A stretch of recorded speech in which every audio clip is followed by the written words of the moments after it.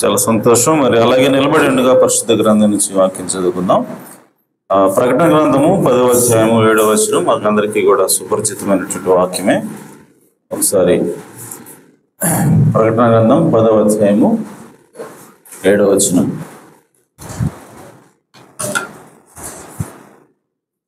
ఏడవ దూత పలుకు దినములలో అతడు బోర ఊదబోచుండగా దేవుడు తన దాసులకు ప్రవక్తలకు తెలిపిన సువార్త ప్రకారము దేవుని మర్మము సమాప్తమగునని చెప్పాను.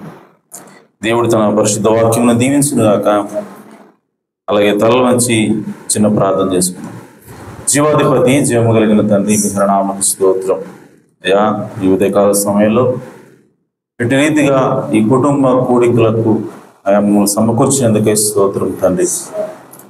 ప్రభువా, నీవే కుటుంబ వ్యవస్థని స్థాపించావు. ఆ ఏదైనా తోటలో అవ్వ ఆదాములను ఒక కుటుంబముగా కట్టింది నీవే ప్రభువా. అయ్యా, మరి ఈరోజు మీ కుమారులుగా, కుమార్తెలుగా అయ్యా మా కుటుంబాలను కూడా కట్టడానికి మేము మిమ్మల్ని ఆహ్వానిస్తున్నాం తండ్రి. ఉదయకాల సమయంలో ప్రభువా, మీ వాక్యం ద్వారా అయ్యా మా కుటుంబాలను సరిచేయమని ప్రార్థిస్తున్నాను. అయ్యా, మా కుటుంబాల్లోకి మీరు రమ్మని ప్రార్థిస్తున్నాం ప్రభువా. ఎందుకంటే అయ్యా, భార్య భర్త ఉండగానే అది కుటుంబం కాదు, కానీ అయ్యా క్రీస్తు ప్రేమ అందులో ఉండవలసి ఉన్నది ప్రభువా. కనుక ఉదయకాల సమయంలో మీరే రంగం మీదకి రండి, మా అందరితో మాట్లాడండి.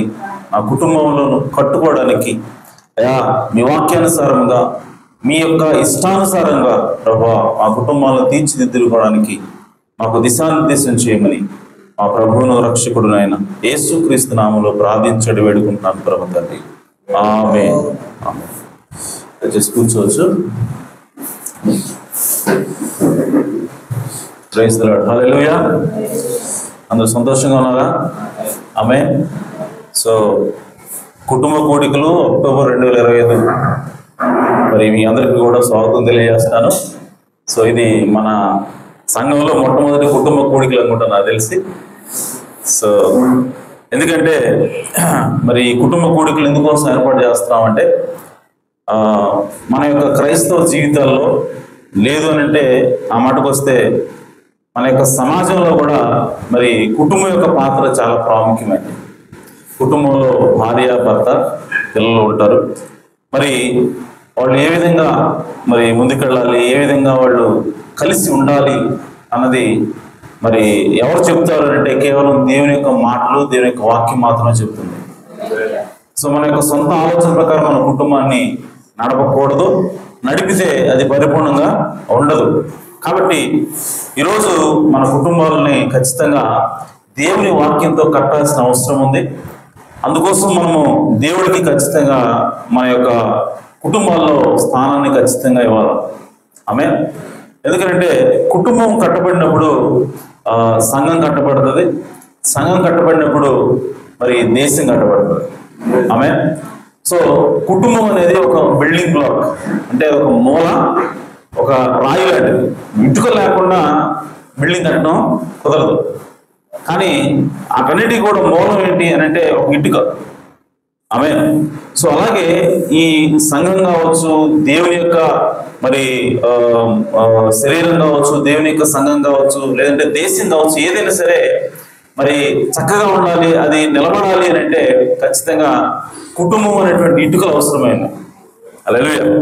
కాబట్టి ఆ కుటుంబాన్ని ఏ విధంగా కట్టుకోవాలి అన్నది ఖచ్చితంగా మనం అందరం కూడా తెలుసుకోవాల్సిన అవసరం ఉంది. ఈరోజు కుటుంబం ఎలా ఉంది అంటే భర్త ఇష్టం వచ్చినట్టుగా కుటుంబాన్ని నడపాలని భర్త చూస్తూ ఉంటే, భార్య ఇష్టానుసారంగా నడపాలని చెప్పి ఆమె ప్రయత్నం చేస్తూ ఉంటే, కాదు నా ఇష్ట ప్రకారం నడవాలని చెప్పి అత్త ప్రయత్నం చేస్తూ ఉంటే, కాదు నా ఇష్ట ప్రకారం నడవాలని చెప్పి మామ ప్రయత్నం చేస్తూ ఉంటే, కుటుంబాలన్నీ కూడా చిన్న భిన్నం అయిపోతూ ఉంటాయి. కుటుంబాలు ఎలా ముందుకెళ్లాలో తెలియనటువంటి పరిస్థితి ఏర్పడుతూ ఉంది. ఎక్కడ చూసినా కూడా గందరగోళం, ఒక అనిశ్చితి ఉంది, లేదంటే ఒక వాయిడ్ అంటే ఒక శూన్యం కనబడుతూ ఉంది. దానికి కారణం ఏంటి అంటే ఒక గందరగోళమైన పరిస్థితి. దానికి కారణం ఏంటంటే ఎలా ముందుకెళ్ళాలి, ఎలా కుటుంబాన్ని కట్టాలి అన్నది బైబిల్లో నుంచి మనకి తెలియకపోవటం వల్ల. ఆమేన్. కాబట్టి ఈ కుటుంబ కోడికల ద్వారా మరి ఆ దేవుని యొక్క వాక్యం ప్రకారంగా మన కుటుంబాన్ని ఏ విధంగా కట్టుకోవాలో మరి మనం తెలుసుకుందాం. అందుకోసం ఈరోజు మొదటి కోడిక, మరి మిమ్మల్ని అందరినీ కూడా ఈ కోడిక వచ్చినట్టు మిమ్మల్ని అందరినీ కూడా దేవుడు సమృద్ధిగా దీవించును గాక. మీకు ఆసక్తిని బట్టి మరి చాలా మంది రాలేకపోయారు, కానీ మీరు వచ్చారంటే దేవుడు, మీరు అందరూ కూడా దేవుడు ప్రేమిస్తున్నారు. హల్లెలూయా. అందరిని బట్టి మిమ్మల్ని అప్రిషియేట్ చేస్తున్నాను. దేవుడు మిమ్మల్ని సమృద్ధిగా దీవించును గాక. అలాగే మరి ఈరోజు ఈ ఉదయకాల సమయంలో చదువుకున్న వాక్య భాగం నుంచి చిన్న అంశం ఏంటి అంటే పర్పస్ బిహైండ్ మ్యారేజ్, అంటే వివాహం వెనుకున్నటువంటి ఉద్దేశం. హల్లెలూయా. సో వివాహం అంటే, వివాహం అసలు ఎందుకు చేసుకోవాలి, వివాహం అంటే ఏంటో తర్వాత చూద్దాం. ఆమేన్. అసలు వివాహం ఎందుకు చేసుకోవాలి, వివాహం వెనకాల ఉన్నటువంటి ఉద్దేశం ఏంటి అన్నది ఈరోజు మనం చూసినట్లయితే తెలుసుకుంటే అప్పుడు ఖచ్చితంగా వివాహంలో ఉన్నటువంటి అనేక సమస్యలు పరిష్కారం అవుతాయి. అసలు వివాహం దేనికోసం చేసుకుంటున్నామో తెలియకపోతే మరి చాలా సమస్యలు మన కోసం వెయిట్ చేస్తుంటాయి, చాలా ప్రాబ్లమ్స్ ఉంటాయి మనకి. ఓకే. కాబట్టి ఈ విషయాన్ని ఖచ్చితంగా మనం తెలుసుకోవాలి. అదేంటంటే what is the purpose behind the marriage, వివాహం వెనుకున్నటువంటి ఉద్దేశం ఏంటో మనం ఖచ్చితంగా తెలుసుకోవాలి. ఆమేన్. అయితే వివాహాన్ని అసలు మొట్టమొదటిగా ప్రారంభించింది ఎవరు, లేదంటే కుటుంబాన్ని మొట్టమొదటిగా ప్రారంభించింది ఎవరు అని అంటే ఒక మనిషి కాదు, కానీ దేవుడే స్వయంగా ప్రారంభించాడు. హల్లెలూయా. కాబట్టి అది ఎంత ప్రాముఖ్యమైనదో దాన్ని బట్టి మనకు అర్థమవుతాం. దేవుడికి ఈ కుటుంబం అనేది అవసరమని అనిపించింది. దేవుడికి భార్యాభర్తలు ఒకటిగా ఉండటం, లేదంటే వివాహం అనేది అవసరమని దేవుడికి అనిపించింది, మనిషికి కాదు. ఆమేన్. ఎందుకంటే దేవుడు ఏమంటాడంటే నరుడు ఒంటరిగా ఉండటం మంచిది కాదు అంటాడు ఆయన. కాబట్టి సాటి అయిన సహాయం అతనికి కావాలి అని చెప్పి దేవుడు మాట్లాడుతూ ఉన్నాడు. కాబట్టి వివాహం అనేది చాలా ప్రాముఖ్యమైనది. వివాహం ద్వారా ఇద్దరు స్త్రీ పురుషులు ఒకటవుతారు, వాళ్ళ ద్వారా ఒక కుటుంబం అనేది కట్టబడుతుంది.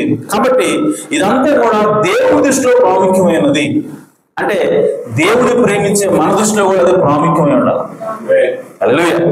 సో దేవుడికి ఇంపార్టెంట్, ఇది ప్రాముఖ్యమైనది, ఇది ఒంటరిగా ఉండటం మంచిది కాదు, కలిసి ఉంటే మంచిది అని దేవుడికి అనిపిస్తే మరి మనకి, ఆయన బిడ్డలు ఉంటే మనకేమనిపించాలి, మనకు కూడా కలిసి ఉండటమే మంచిది, ఒంటరిగా ఉండటం మంచిది కాదు అన్న విషయం మనకు కూడా అనిపించాలి.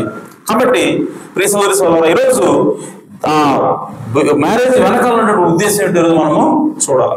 ఆమేన్. అయితే దేవుడి యొక్క వాక్యంలో ఇప్పుడు మనం చదువుకున్నాం. దేవుడు ఏమంటాడంటే 7వ పలుకు దినాల్లో మరి దేవుడు తన దాసులకు తెలిపిన సువార్త ప్రకారం దేవుని మర్మము సమాప్తం అవుతుందని చెప్తున్నాడు. అంటే దేవుడికి ఒక మర్మం అనేది ఉన్నది. సో ఆ మర్మము సమాప్తం అవుతుంది ఎప్పుడు అంటే 7వ దూత పలికే దినాల్లో, అనగా చివరి కాలంలో 7వ సంఘకాలంలో దేవుని మర్మము సమాప్తం అవుతుంది అని దేవుడు మాట్లాడతాడు. అయితే ప్రవక్త దాని గురించి ఎక్స్ప్లెయిన్ చేస్తూ ఆయన ఏమంటాడంటే, దేవుని మర్మానికి అసలు దేవుని మర్మం ఏమిటి అని అంటే ప్రవక్త అంటున్నాడు, అది 3 మడతలుగా ఉంది అన్నాడు. అంటే 3 ఉద్దేశాలతో దేవుని మర్మం అనేది ఉన్నది. సో ఏంటి ఆ మర్మము అని అంటే ప్రవక్త అన్నాడు, అది తనను అంటే దేవుని యొక్క మర్మం ఏంటంటే దేవుడు తనను తాను వ్యక్తపరచాలని చూస్తూ ఉన్నాడట. దేవుడు తనను తాను ఇతరులకి తెలియజేసుకోవాలని చూస్తున్నాడట. ఎవరి ద్వారా అనంటే తన సంఘం ద్వారా తెలియజేయాలని చూస్తూ ఉన్నాడు. హల్లెలూయా. సో దేవుడి యొక్క గొప్ప మర్మం ఏమిటి అంటే, దేవుడు తన సంఘంలోకి వచ్చి తన సంఘంతో ఐక్యమయ్యి తన సంఘంలో నివాసం చేస్తూ తన సంఘం ద్వారా దేవుడు అంటే ఎలా ఉంటాడో చూపించాలి అన్నదే దేవుని యొక్క ఉద్దేశమైనది. అదే గొప్ప మర్మమైనది ప్రవక్త మాట్లాడుతున్నాడు. హల్లెలూయా. అంటే దేవుని యొక్క మర్మం ఏమిటి అంటే, దేవుడు మనిషి లేదంటే దేవుడు సంఘము, వీరిద్దరు కూడా ఒక్కటి కావటమే దేవుని యొక్క మర్మమైనది. ఆమేన్. సో ఈ దేవుడు మనిషి లేదంటే దేవుడు మనుషులతో ఏర్పడినటువంటి సంఘము, ఈ రెండు ఒక్కటే ఎప్పుడు అంటే 7వ దూత సమయంలో ఒకటవుతుంది. 7వ దూత సమయంలోనే దేవుడు మనిషిలోకి సంపూర్ణంగా రాగలుగుతాడు. దేవుడు తన సంఘంలోకి సంపూర్ణంగా రాగలుగుతాడు. దేవుడు తన యొక్క శరీరంలోనికి అనగా ప్రపంచవ్యాప్తంగా ఉన్నటువంటి దేవుని యొక్క వధువు అనేటువంటి తన శరీరంలోకి ఆయన సంపూర్ణంగా సర్వసంపూర్ణంగా వచ్చి నివాసము చేయగలుగుతాడు. అదే గొప్ప మర్మమైనది. హల్లెలూయా. అంటే దేవుని ఉద్దేశం ఏమిటి అంటే, ఆయన తన వధువుతో కలిసి ఉండాలనుకుంటా ఉన్నాడు. ఆమె దేవుని ఉద్దేశం ఏంటి?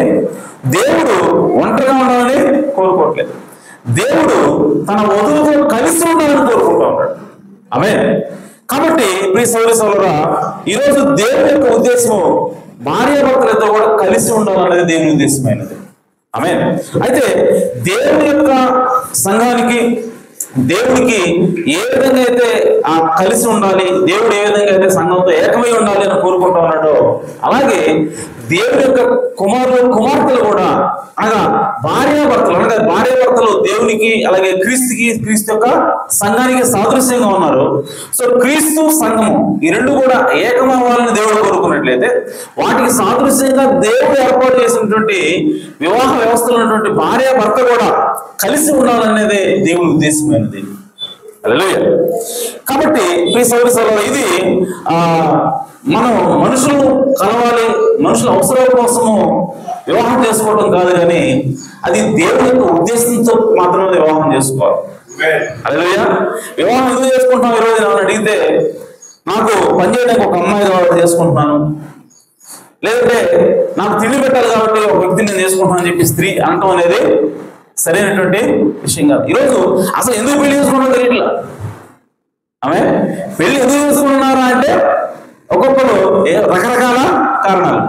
నాకు వండి పెట్టేవాళ్ళు లేరని చెప్పి ఒకటంటే, ఆమె బట్ట ఉతికేవాళ్ళు లేరని చెప్పి ఇంకొకటంటే, నాకు తిండి పెట్టి పోషించేవాళ్ళు లేరండి అని చెప్పి ఒక అంటే, నేను ఉద్యోగం చేసుకోవాలండి కాబట్టి నన్ను పోషించేవాడు కావాలి కాబట్టి అని చెప్పి ఇంకొక అంటే, లేదండి నేను పెద్దవాడినే కదా, నాకు శరీర కోరికలు కాబట్టి తీర్చుకోవడానికి నాకు ఒక స్త్రీ కావాలి అని చెప్పి పురుషుడేనంటే, ఇవన్నీ కూడా వివాహం చేసుకోవడానికి కారణాలు కాదు.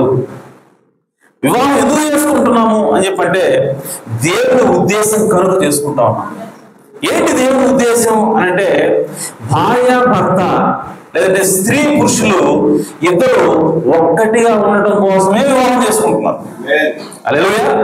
దేవుడు వివాహాన్ని చేస్తా ఉన్నాడు. ఎందుకు చేస్తున్నాడు అని అంటే, భార్యాభర్తలు విడివిడిగా ఉండడం కోసం చేయట్లేదు.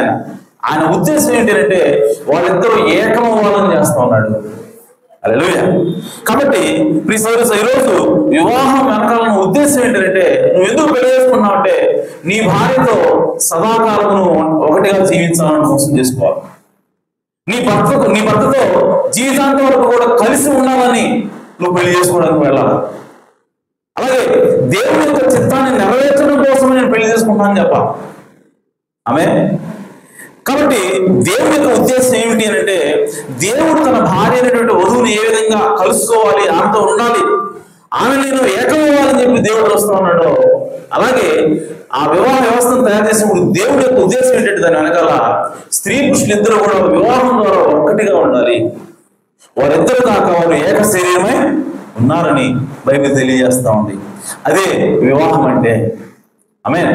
స్త్రీ పురుషులు ఇద్దరు వేరువేరుగా ఉన్నారు, కానీ వాళ్ళు వేరువేరుగా ఒక్కటిగా ఉండటమే వివాహం యొక్క ఉద్దేశమైనది. హల్లెలూయా. కాబట్టి దేవుడు ఏం చేస్తా ఉన్నాడంటే, వివాహం చేయటం ద్వారా ఆయన ఆ వివాహం ద్వారా కూడా తన యొక్క ఉద్దేశాన్ని ప్రకటించాలని చూస్తూ ఉన్నాడు ఆయన. ఆమేన్. సో వివాహం అనేది ఎప్పుడు కూడా ఏం చూపించాలంటే, నీ యొక్క ఉద్దేశాన్ని చూపించకూడదు, నా యొక్క ఉద్దేశాన్ని చూపించకూడదు, భర్త యొక్క ఉద్దేశాన్ని చూపించకూడదు, భార్య యొక్క ఉద్దేశాన్ని చూపించకూడదు. మరి ఎవరి ఉద్దేశాన్ని నెరవేర్చాలి? అది వివాహము దేవుడి ఉద్దేశాన్ని నెరవేర్చాలి. హల్లెలూయా. సో భార్య భర్తల యొక్క లక్ష్యం ఏమై ఉండాలంటే, దేవుని యొక్క చిత్తాన్ని, దేవుని యొక్క ఉద్దేశాన్ని మన వివాహం ద్వారా నెరవేర్చడమే మన లక్ష్యం అని చెప్పి భార్య భర్తలు ఇద్దరూ చెప్పగలగాలి. అప్పుడే ఆ కుటుంబం అనేది ఒకటిగా ఉండగలుగుతుంది. అప్పుడే భార్య భర్తలు ఇద్దరు కూడా ఒకటిగా ఉండగలుగుతారు. ఆ కుటుంబము నిజంగా ఈ భూమి మీద పరలోకంలాగా ఉంటుంది. హల్లెలూయా. కాబట్టి ప్రియ సోదర సోదరుడా, దేవుడు ఎందుకు ఒక స్త్రీని పురుషుని కలుపుతున్నాడు వివాహం ద్వారా అంటే, విడగొట్టడానికి కాదు, కానీ వాళ్ళిద్దరూ కలిసి ఉండడం కోసం దేవుడు కలుపుతున్నాడు. కానీ ఈరోజు పరిస్థితి ఎలా ఉందంటే, పెళ్లి చేసుకున్నారు కానీ ఒక్కొక్కరికి ఎవరి ఉద్దేశాలు అనుకుంటున్నాయి, ఎవరి ఆలోచన అనుకుంటున్నాయి. పురుషుడు భర్త నా ఆలోచన ప్రకారం నడవాలి అని చెప్పి స్త్రీని అంటే, లేదు లేదు నా ఆలోచన ప్రకారం నువ్వు అని చెప్పి స్త్రీ అంటే, అక్కడ గొడవ తప్ప కలిసి ఉండటం అనేది అక్కడ జరగదు. అది దేవుని యొక్క చిత్తానికి వ్యతిరేకమైనది. ఆమేన్. కాబట్టి దేవుడు ఎందుకు వివాహాన్ని ఏర్పాటు చేస్తా ఉన్నాడంటే, స్త్రీ పురుషులు ఇద్దరు కూడా కలిసి ఉండాలి, ఒక్కటిగా ఉండాలన్నది దేవుని యొక్క ఉద్దేశమైనది. ఆమేన్. అయితే ఇప్పుడు ఇంకో సమస్య వస్తాయి. భార్య భర్తలు ఇద్దరు ఒకటిగా ఎట్లా ఉంటారండి అంటే ఏంటి దాని అర్థం? ఒకటిగా ఉండటం అంటే అర్థం ఏంటి? భర్త చెప్పినట్టుగా భార్య వినాలనా, లేదంటే భార్య చెప్పినట్టుగా భర్త వినాలనా? ఇప్పుడు ఒకటిగా ఉండాలి అంటే ఇద్దరు కూడా ఒక మాట మీద పోవాలి, అంతేనా? ఇద్దరు కూడా ఒక్క దారిలో వెళ్ళాలి, ఒక్క మాట మీదే వెళ్ళాలి, అప్పుడే ఒకటిగా ఉంటారు. అటు కాకుండా నేను భర్త దారిలో నేను పోతాను, నా దారిలో నేను పోతానంటే వాళ్ళిద్దరు ఒకటిగా ఉండగలరా? అయితే ఇప్పుడు ఒక మాట మీద పోవాలంటే ఎవరు మాట మీద పోవాలి? ఇది పెద్ద సమస్య. అదేనా? స్త్రీ పురుషులు ఇద్దరు కూడా భార్యాభర్తలుగా ఉన్నప్పుడు మన ఇద్దరు ఒకటిగా ఉండాలంటే ఒక మాట మీద పోవాలి. ఓకే, అంతవరకు బాగానే ఉంది. ఎవరి మాట మీద పోవాలి? ఇప్పుడు భర్త అంటాడు నా మాట మీద పోవాలి, నేను పురుషుని కాబట్టి నాకు నువ్వు లోపలని చెప్పి దేవుడు చెప్పాడు కాబట్టి నా మాట మీద నువ్వు పోవాలి, నా మాటే నువ్వు వినాలి, నీ మాట నేను విన్ను అంటాడు. స్త్రీ అంటది నీకు మంచి ఆలోచన లేదు, నువ్వు చెప్పే మాట మంచిది కాదు, నువ్వు చెప్పే మాట మీద నమ్మకం లేదు, కాబట్టి నేను నీ మాట చెప్పినా రాను అని చెప్పి స్త్రీ అంటే వాళ్ళిద్దరూ కూడా ఒక మాట మీద నడవగలరా? నడవలేదు. మరి ఎట్లా? వాళ్ళిద్దరూ ఒక మాట మీద రావాలి, ఒక దారిలోనే వెళ్ళాలి, వాళ్ళు కలిసి ఉండాలి, ఒక్కటిగా ఉండాలి అని అంటే ఎలా అని అంటే ప్రియ సోదర సోదరులారా, వాళ్ళిద్దరూ కూడా దేవుని మాటను తీసుకోవాలి. ఇప్పుడు రెండు ఎద్దులు వెళ్తున్నాయండి, ఒక కాడి కింద ఉన్నాయి. ఒక ఎద్దు ఇట్లా అవుతుంది, ఇంకొక ఎద్దు ఇట్లా అవుతుంది. బండి స్ట్రైట్గా వెళ్తుందా? వెళ్ళదు. ఆమె మరి ఎప్పుడు వెళ్తుంది స్ట్రైట్గా? మూడోవాడు ఉన్నాడు అక్కడ, ఎవరు? యజమానుడు ఉన్నాడు అక్కడ. ఆమె యజమానుడు పక్కన పట్టుకొని ఇదిగో నువ్వు లెఫ్ట్కి వెళ్ళని చెప్పి అనగానే లెఫ్ట్ ఇటు తిరుగుతుంది, రైట్ కూడా అట్లా తిరుగుతుంది. ఆమె అంటే ఈ రెండు కూడా కలిసి ఇప్పుడు ఎడమవైపు తిరుగుతున్నాయి. అంతకుముందు ఒకటి గుడికి పోతుంటే ఎడమ పోతుంది. ఆమె సో కాబట్టి ఇప్పుడు వాళ్ళిద్దరు కూడా ఆ రెండు ఎద్దులు కూడా ఒకే దిశలోకి వెళ్తా ఉన్నాయి. ఎడంకి పోవటం ఎడంకి వెళ్తున్నాయి, గుడికి అంటే గుడికి వెళ్తున్నాయి. ఇప్పుడు ఆ రెండు కూడా ఏకతాటి మీద నడుస్తున్నాయి, ఒక్క మాట మీదే వెళ్తున్నాయి. దానికి కారణం ఏంటంటే ఆ రెండు కూడా మూడోదికి లోపడుతున్నాయి కాబట్టి, తన యజమానికి లోపడుతున్నాయి కాబట్టి ఆ రెండు ఒక్క తాటి మీద వెళ్ళగలుగుతున్నాయి. అలాగే భార్యాభర్తలు కూడా ఆమె వాళ్ళ మాట మీద ఒకరి మాట మీద ఒకరు పోవడం కాదు, వాళ్ళిద్దరు కలిసి దేవుని మాట నమ్మాలి. వాళ్ళిద్దరు కలిసి దేవుణ్ణి నమ్మాలి. దేవుని మాట లోబడినప్పుడు ఆ కుటుంబము, ఆ భార్య భర్తలిద్దరు కూడా ఒకటిగా ఉంటారు, ఏకంగా ఉంటారు. ఆమె ఎందుకంటే మనిషి ఆలోచన ఎప్పుడు కూడా అది చెడ్డదైనది. అది పురుషుడిది కావచ్చు, భర్తది కావచ్చు, భార్యది కావచ్చు, ఇద్దరిది కూడా పనికిమాలిన ఆలోచనలు. కానీ పనికొచ్చే ఆలోచనలు, అసలైనటువంటి ఆలోచన, అసలైనటువంటి సత్యమైనటువంటి నిజమైనటువంటి ఆలోచన ఎవరిదంటే దేవుడిది. దేవుడి మాట సత్యం కాబట్టి భర్త ఏమన్నారంటే, అమ్మాయి నా మాట కాదు నీ మాట కాదు, దేవుడి మాట ప్రకారం పోదా అంటే, భార్య కూడా అది బాగుంది, మన ఇద్దరు మాట కాదు దేవుడి మాట ప్రకారం అని చెప్పి అంటే అప్పుడు వాళ్ళిద్దరు కూడా ఏకంగా వెళ్ళగలుగుతారు. హల్లెలూయా. కాబట్టి కుటుంబంలో ఒకటి ఏకత్వం రావాలి, భార్యాభర్తల మధ్య ఏకత్వం రావాలి, ఏక మనసు రావాలి. వాళ్ళిద్దరూ కూడా ఏకంగా ఉండి తద్వారా దేవునికి ఉద్దేశాన్ని నెరవేర్చాలంటే వాళ్ళిద్దరూ కూడా దేవుని మాటకు లోబడితేనే జరుగుతుంది. ఆమేన్. కాబట్టి క్రీస్తులో ఆ విధంగా మనము ఖచ్చితంగా వివాహంలో భార్యాభర్తలు కలిసినప్పుడు వాళ్ళిద్దరూ కూడా దేవుని మాట ప్రకారమే జీవించాలి. దేవుని మాట మాత్రం వాళ్ళిద్దరిని ఒకటి చేయగలుగుతుంది. ఆమేన్. అలాగే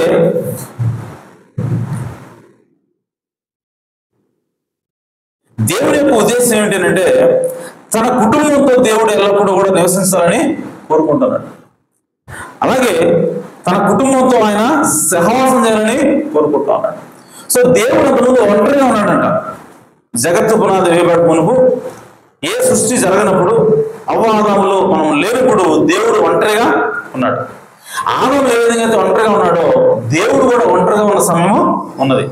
అయితే దేవుని యొక్క ఆలోచన అప్పటి నుంచి కూడా ఏంటి అంటే, నా లోపల ఉన్నటువంటి నా కుమార్తెలు కుమారులతోటి నేను కలిసి ఉండాలి, వాళ్ళతో సహవాసము చేయాలి, వాళ్ళతో నేను మాట్లాడాలి, వాళ్ళతో నేను సహవాసం చేయాలన్నది దేవుని యొక్క ఆలోచన అనేది మొదటి నుంచి కూడా. అందుకోసమే దేవుడు ఆదాముని బయటికి తీశాడు. ఆదాము ద్వారా అందరినీ కూడా దేవుడు బయటికి తీసి వాళ్ళతో దేవుడు సహవాసం చేయాలని కోరుకుంటా ఉన్నాడు. ఆమేన్. సో దేవుడు ఎల్లప్పుడూ కూడా తన యొక్క సంఘంతో సహవాసం చేయాలని కోరుకుంటా ఉన్నాడు. అలాగే ప్రియ సోదరులారా, కుటుంబంలో భార్యాభర్తలు ఇద్దరు కూడా ఒకరితో ఒకళ్ళు ఎల్లప్పుడూ కూడా సహవాసం చేయాలన్నదే దేవుని యొక్క ఆలోచన అయినది. వాళ్ళిద్దరు కూడా కలిసి ఉండాలన్నదే దేవుని యొక్క ఆలోచన అయినది. ఆమేన్. అలాగే marriage is secret and first ఇన్స్టిట్యూటెడ్. So వివాహం అనేది పవిత్రమైనది. వివాహం అనేది దేవుని చేత నియమించబడినటువంటి మొట్టమొదటి వ్యవస్థ అయినది. ఆమేన్. సో వివాహాన్ని ఏర్పాటు చేసింది దేవుడు. అసలు ఈ భూమి మీద బలర్పించడం కంటే కూడా, యాజకత్వం కంటే కూడా, వీటన్నిటికంటే కూడా ముందు వచ్చినటువంటి వ్యవస్థ ఏంటంటే వివాహ వ్యవస్థ. హల్లెలూయా. సంఘం కంటే కూడా ముందు వచ్చింది ఎవరు? వివాహ వ్యవస్థ. ఆమేన్. సో కాబట్టి ఆ వివాహ వ్యవస్థను స్థాపించింది దేవుడు కనుక ఆయన ఏ విధంగా ఏం చెప్తున్నాడో దాని ప్రకారం నడిచినప్పుడు మన వివాహాలు లేదంటే మన కుటుంబాలు బాగుంటాయి. ఆమేన్. సో దేవుడు పురుషుని చూసి ఏమంటాడంటే, మనకు తెలుసు ఆదికాండం 2వ అధ్యాయంలో నరుడు ఒంటరిగా ఉండటం మంచిది కాదు. సో నరుడు చూసి దేవుడు ఒంటరిగా ఉండటం మంచిది కాదని చెప్పి ఆయనకి ఎవరిని తీసుకొచ్చి జత చేస్తా ఉన్నాడంటే తన భార్యను తీసుకొచ్చి జత చేస్తా ఉన్నాడు. అంటే భార్య లేకుండా పురుషుడు ఒంటరిగా ఉండటం అనేది దేవుడికి ఇష్టం లేని కార్యమైనది. ఆమేన్. సో భర్తతో పాటు భార్య కూడా కలిసి ఉండటం అనేది దేవుడికి ఇష్టమైన కార్యమైనది. ఆమేన్. కాబట్టి భార్యాభర్తలు ఎల్లప్పుడూ కూడా కలిసి ఉండాలనేది దేవుని యొక్క ఆలోచన, దేవుని యొక్క కోరిక అనేది. కాబట్టి ఈ విషయాన్ని మనము గమనించాలి. ఎందుకు పెళ్లి చేసుకుంటున్నారా అని చెప్పంటే, భార్యతో కొన్నాళ్ళు కాపురం చేద్దాం, చూస్తే కుదిరితే కలిసి ఉందాం, లేదంటే విడిపోదాం అన్న ఉద్దేశంతో పెళ్లి చేసుకోకూడదు. నువ్వు అసలు పెళ్లి చేసుకోవడానికి ఉద్దేశమే దేవుడు మనం కలిసి ఉన్నాడు కాబట్టి మేము జీవితాంతం కలిసి ఉండడానికే పెళ్లి చేసుకుంటామని చెప్పాలి. హల్లెలూయా. సో కాబట్టి అది దేవుని యొక్క ఉద్దేశమైనది. అలాగే వారిరువురు కూడా ఏకముగా ఉండాలన్నది దేవుని యొక్క ఆలోచన అయినది. అందుకోసం బైబిల్లో రాయబడింది. ఆదాము అంటున్నాడు, ఆయన ఏమంటున్నాడంటే, నాలోంచి తీయబడ్డావు కాబట్టి నువ్వు నారి అనబడదు. కాబట్టి ఇందు నిమిత్తము పురుషుడు తన తల్లిని విడిచి వాళ్ళిద్దరూ కూడా ఏక శరీరమై ఉందరు. ఏంటంటే వాళ్ళు రెండు శరీరాలు కాదు, ఏక శరీరమై ఉందరు. అనగా భార్యాభర్తలు ఇద్దరు కూడా ఏకముగా ఉండాలన్నది దేవుని యొక్క ఉద్దేశమైనది. అలాగే ప్రవక్త వర్తమానంలో చెప్తున్నాడు, ఆయన ఏమంటాడంటే ఏకముగా ఉన్నటువంటి భార్యాభర్తలు అసలైనటువంటి మహోన్నత కళాఖండం అంటాడు. ఆమె దేవుడు ఏదైనా తోటలో ఒక మహోన్నత కళాఖండాన్ని గీస్తా ఉన్నాడు. లేదా ఒక మహోన్నత కళాఖండం అనేటువంటి శిల్పాన్ని దేవుడు చెక్కుతూ ఉన్నాడు. చెక్కినప్పుడు ఎవరు వచ్చారంటే ఆదాము వచ్చాడు. ఆమె ఆదాము వచ్చినప్పుడు ఆ ఆదాము యొక్క శిల్పాన్ని లేదంటే ఆదాము యొక్క రూపాన్ని చూసి దేవుడు ఏమంటున్నాడంటే ఇది బాగలేదు అన్నాడు. ఆదాము దేవుడు నిర్మించాడు, నిర్మించాడు కదా. నిర్మించినప్పుడు దేవుడు ఏమంటున్నాడంటే ఆదాము చూసి ఇది బాగలేదు అన్నాడు. ఆమె కానీ ఎప్పుడు బాగుంది అంటున్నాడంటే ఆ ఆదాముని ఆయన కొట్టాడు, చీల్చి ఆదాము నుంచే అవ్వను బయటికి తీసుకొచ్చాడు. ఆ ఆదాము నుంచి తన భార్యను సాటిన సహాయాన్ని బయటికి తీసుకొచ్చి వాళ్ళిద్దరిని కూడా ఒకచోట చేర్చి ఇప్పుడు బాగుంది అన్నాడు ఆయన. హల్లెలూయా. కాబట్టి నేను ఇప్పుడు రెస్ట్ తీసుకుంటాను, నేను ఇప్పుడు విశ్రాంతి తీసుకుంటాను, ఎందుకంటే నా మహోన్నత కళాఖండాన్ని నేను ఇప్పుడు తయారు చేశాను. ఆమె సో భార్యాభర్తలిద్దరూ కూడా విడివిడిగా ఉంటుంది దేవుని యొక్క ఉద్దేశం కాదు, దేవునికి ఇష్టం కాదు, కానీ వాళ్ళిద్దరూ కలిసి ఉండటమే దేవుని యొక్క చిత్తమైనది. హల్లెలూయా. కాబట్టి ఆ అవాదం దగ్గర తీసుకొచ్చిన తర్వాతే ఆయన ఏమన్నాడంటే నేను విశ్రాంతి తీసుకుంటాను. ఆమె ఎందుకంటే అదే మహోన్నత కళాఖండమైనది. భార్యాభర్తలు ఏకంగా ఉండటమే మహోన్నత కళాఖండం. అలాగే కల్వరి శిలువలో యేసుక్రీస్తుని కూడా దేవుడు కొట్టినప్పుడు ఆయనలో నుంచి వధువు బయటకు వచ్చింది. హల్లెలూయా. సో వీళ్ళిద్దరూ కూడా ఏకం అవటమే మహోన్నత కళాఖండమైనది. యేసుక్రీస్తు ఒక్కడే కాదు మహోన్నత కళాఖండం. యేసుక్రీస్తుతో పాటు వధువు ఉంటే, యేసుక్రీస్తు వధువు కలిసి ఉంటే అది మహోన్నత కళాఖండమైనది. ఆమె కాబట్టి గమనించండి, దేవుని యొక్క ఆలోచన వివాహం పట్ల ఎలా ఉన్నది అంటే, భార్యాభర్తల పట్ల ఎలా ఉన్నదో ఒకసారి ఆలోచించండి.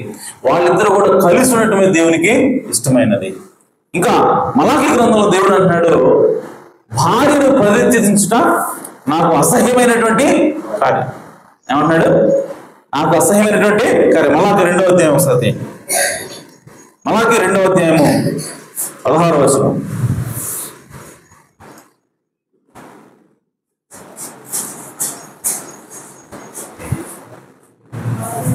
భార్యను పరిత్యజించుట అనగా భార్యను విడనాడుట లేదంటే భార్యకు విడాకులు ఇవ్వట నాకు అసహ్యమైనటువంటి క్రియ అని ఇశ్రాయేలు దేవుడు యెహోవా సెలవిస్తున్నాడు. హల్లెలూయా. కాబట్టి ప్రియ సహోదరులారా, భార్యాభర్తలు వాళ్ళని స్త్రీ పురుషులిద్దరిని కూడా వివాహం ద్వారా ఏకం చేసింది దేనికోసం అంటే వాళ్ళిద్దరిని కూడా కలిపించడానికే తప్ప వాళ్ళని విడగొట్టడానికి కాదు. అలా విడిపోతే అది నాకు ఇష్టం లేని కార్యమని ఎవరు చెప్తున్నారు? న్యాయాధిపతి కాదు, వాళ్ళు కలిపిన మాస్టర్ గారు చెబుతుంది, మాస్టర్ గారు కాదు, దేవుడు చెబుతా ఉన్నాడు. హల్లెలూయా. కాబట్టి ప్రియ సహోదరులారా, రోజు మనం భార్యాభర్తలుగా ఉన్నప్పుడు మనం ఎల్లప్పుడూ కూడా మన యొక్క ఆలోచన ఏమై ఉండాలంటే దేవుని చిత్తాన్ని నెరవేర్చడమే మన యొక్క ఉద్దేశం ఉండాలి, మన సొంత చిత్తాన్ని నెరవేర్చడం కాదు. ఆమేన్. కాబట్టి దేవుని చిత్తం ఏంటంటే భార్యాభర్తలు ఇద్దరు కూడా కలిసి ఉంటే దేవుని చిత్తం. కాబట్టి నీకు కష్టమైనా సరే భారమైనా సరే నీవు దాన్ని నెరవేర్చాలని ప్రయత్నం చేసినప్పుడు దేవుడు నిన్ను దీవిస్తాడు. హల్లెలూయా. కాబట్టి ఆ విధంగా ఏకంగా ఉండాలని దేవుని యొక్క ఉద్దేశమైనది. హల్లెలూయా. అలాగే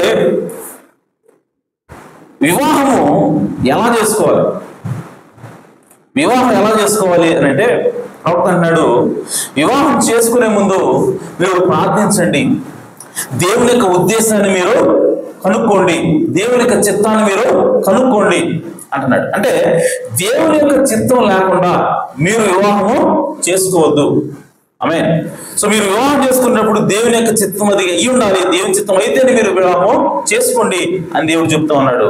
కాబట్టి వివాహం కాని వాళ్ళకి నేను ఇచ్చే సలహా ఏంటంటే మీరు ఖచ్చితంగా వివాహం చేసుకునే ముందు వివాహం కోసం, భర్త కోసం, లేదంటే భార్య కోసం మీరు ఖచ్చితంగా ప్రార్థన చేయాలి. అందుకోసం ప్రవక్త అన్నాడు, మీరు ప్రార్థించండి. ఏం చేయాలి సహోదరులు? వివాహం చేసుకోవడానికి నేను ఎవరు చేసుకోవాలి, ఎలా తెలుసుకున్నారంటే నువ్వు ప్రార్థించు, ప్రార్థించు, ప్రార్థించు, దేవుని చిత్తాన్ని కనుక్కొని అప్పుడు వివాహము చేసుకో. ఎందుకంటే ఈ భూలోకంలో నీవు చేసుకునే వివాహము అది నిన్ను పరలోకంగా మార్చొచ్చు, లేదంటే నరకంగా మార్చొచ్చు. ఆమె నువ్వు చేసుకున్న వివాహము, నువ్వు తప్పుడు స్త్రీని చేసుకున్నావా, ఈ లోకంలోనే నువ్వు నరకాన్ని చూస్తావు అన్నాడు. ఈ భూమి మీద ఉన్నప్పుడే నువ్వు నరకాన్ని చూస్తావు. ఒకవేళ నువ్వు సరైనటువంటి వ్యక్తిని, దేవుని చిత్తంలో ఉన్నటువంటి వ్యక్తిని నువ్వు చేసుకున్నావా, ఈ భూమి మీదనే నువ్వు పరలోకాన్ని చూస్తావు అన్నాడు. ఆమేన్. కాబట్టి వివాహంలో, కరెక్ట్ వివాహంలో అంతా పవర్ ఉన్నది. సరైనటువంటి వివాహంలో సరైనటువంటి వ్యక్తిని పెళ్లి చేసుకోవడం అనేది చాలా ప్రాముఖ్యమని దేవుని యొక్క వాక్యము తెలియజేస్తా ఉంది. ఆమేన్. అలాగే వివాహం చేసుకోవడానికి ఏం కావాలి అని అంటే, వివాహం చేసుకోవడానికి నీకు ఆ వ్యక్తి మీద, అనగా నీ భార్య మీద లేదంటే నీ భర్త మీద నీకు ఉండాల్సింది మెయిన్ గా ప్రేమ అన్నది. హల్లెలూయా. సో ప్రేమ అన్నదే ప్రాముఖ్యమైనది నువ్వు వివాహం చేసుకోవడానికి. అంతేగాని డబ్బులు కాదు, ఆమె లేదంటే ఆస్తి కాదు, అంతస్తు కాదు, ఇదేది కాదు. కానీ ముందుగా నీకు ఉండాల్సింది ఏంటి అంటే ప్రేమ అన్నది. ఆమె. సో ప్రవక్త ఒక సహోదరుడు పెళ్లి చేసుకోవడానికి వచ్చాడు. వస్తే ఆయనతో మాట్లాడుతున్నాడు ప్రవక్త.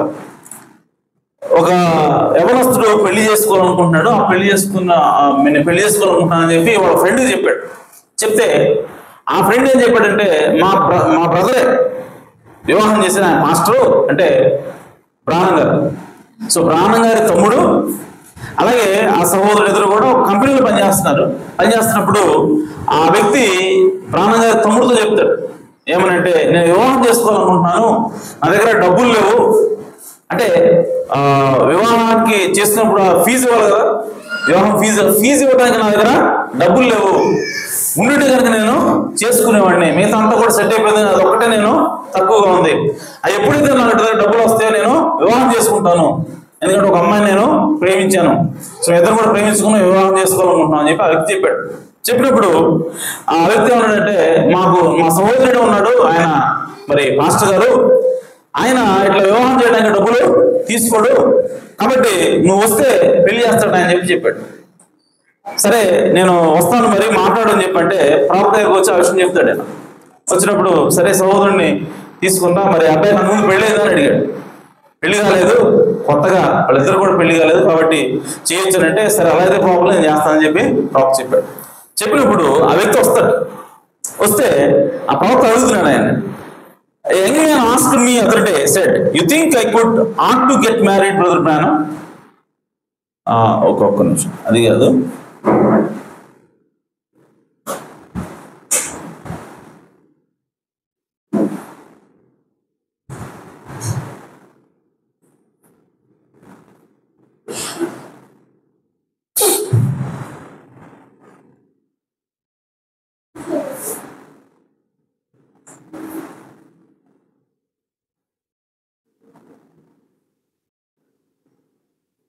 ఓకే.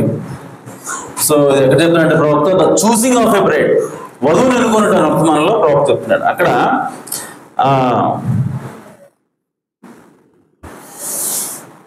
ప్రవక్త వచ్చాడు, అబ్బాయి వచ్చినప్పుడు ప్రవక్త అడుగుతున్నాడు, ఐ సెడ్ టు హర్. చూడండి ఇక్కడ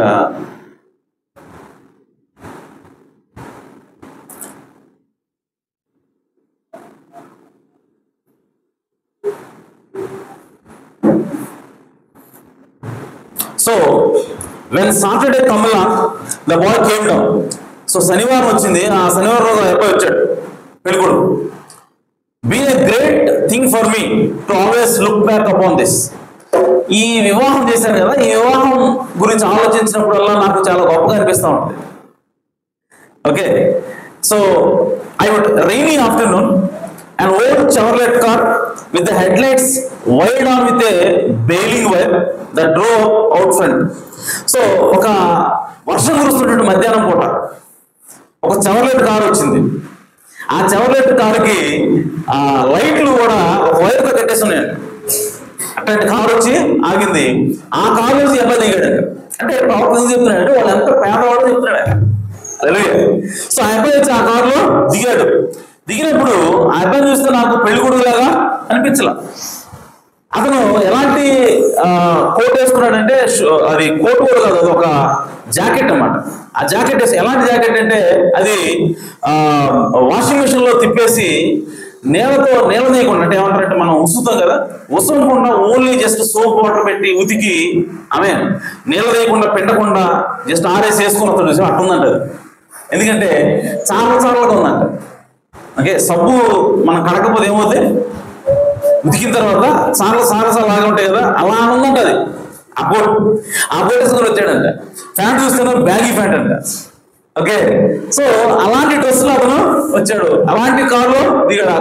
అత్త లైట్ కూడా దారంతో కట్టేస్తుంది, తాడుతోటి కట్టేస్తుంది, అలాంటి కారుతో దిగాడు. అతను చూస్తే నాకు పెళ్ళికొడుకు లాగా అనిపించలేదు.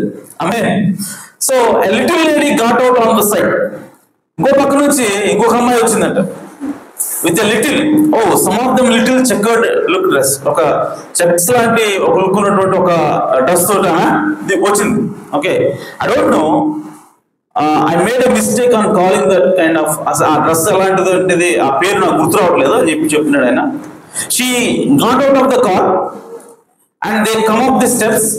వాళ్ళు ఇద్దరు కూడా కార్ నుంచి బయటకు వచ్చారు, ఆ మెట్లు దిగి వచ్చారు, మెట్లెక్కి పైకి వచ్చారు. And when they walked in, the poor little thing, I guess she just about all she had on was a skirt. ఆమెకు ఉన్నదంతా కూడా ఆ స్కర్ట్ అనుకుంటా. ఆ అమ్మాయిని చూసి చెప్తున్నాడు అన్నమాట, ఆమెకు ఉన్నది ఆ ఒక్క స్కర్ట్ అనుకుంటా. ఓకే, సో అటువంటి పూర్ అమ్మాయి, పేదమ్మాయి. Okay, she didn't have no shoes hardly. అమ్మాయి కనీసం షూ కూడా లేవు, షూ కూడా లేవు ఆమె కాళ్ళకి. She had hitchhiked from Indianapolis down. So Indianapolis అనే ఊరు నుంచి ఆమె హిచ్ హైకింగ్ చేసుకుంటూ వచ్చింది, అంటే లిఫ్ట్ అనుకుంటూ వచ్చిందంట. చూడండి, అంటే ఎంత పేదవాడు. Okay, so hitch hike down the Indianapolis town, had a little hair hanging down. So జుట్టు వేలాడుతూ ఉంది, వెనక పొడవుగా ఉంది, జడ వేస్తుంది. Okay, so look very young, చాలా యంగ్ గా అనిపించింది నాకు. So and I said to her, అప్పుడు నేను అన్నాను, are you old enough to get married? అమ్మా, నీకు వివాహం చేసుకునే అంత వయసు ఉందా అని అడిగాడట ఆమెని. అడిగితే షీ సెడ్ ఎస్ సార్, అవునయ్యా నాకు ఆ వయసు ఉంది, వివాహం చేసుకునే వయసు ఉంది అని చెప్పింది. And she said I have my written permission from my father and mother. So నా తల్లిదండ్రుల నుంచి నాకు రాతపూర్వక అనుమతి కూడా, పత్రం కూడా నేను తీసుకొచ్చాను అని చెప్పిందంట. ఎందుకు అని అంటే she said I have to show it to the court here to get my licence. నాకు లైసెన్స్ రావాలంటే ఈ పత్రం కోర్టుకు చూపించాలి, కాబట్టి మా అమ్మ నాన్న దగ్గర నుంచి రాతపూర్వకంగా పర్మిషన్ తీసుకుని వచ్చాను, ఈ అబ్బాయిని ఈ అమ్మాయికి ఇవ్వటం మాకు ఇష్టమే అని ఒక సంతకం చేసి ఇచ్చినటువంటి లెటర్ కూడా తీసుకొచ్చాను అమ్మాయి చెప్పింది. ఐ సెడ్ ఆల్ రైట్, సరే మంచిది. ఐ సెడ్ నేను అన్నాను, I would like to talk to you little bit before we perform this wedding. ఈ పెళ్లి చేసేదానికి ముందు మీ ఇద్దరితో మాట్లాడాలకోసేపు అని ప్రవర్తనంట. Okay, and they sat down, వాళ్ళు కూర్చున్నారు. The boy kept looking around the room. So ఆ అబ్బాయి కూర్చున్న దగ్గర నుంచి కూడా చుట్టూ చూస్తూ ఉన్నాడు. Okay, needed hair cut real bad. అతనికి హెయిర్ కూడా కట్ చేసలేదు అసలు, అది హెయిర్ కటింగ్ చాలా అవసరం అతనికి అని చెప్పంటాడు ప్రాబ్లం. ఓకే, అండ్ ఈ kept looking around the room. ఎప్పుడు ఆ రూమ్ లో అటు చూస్తూ ఉన్నాడు, అంటే ప్రవక్త మాట ఏంట్లేదా, చుట్టూ చూస్తున్నాడు అబ్బాయి. చూస్తూ ఉంటే he wasn't listening to me. అసలు నా చూడండి, నేను చెప్పేది ఏంటో.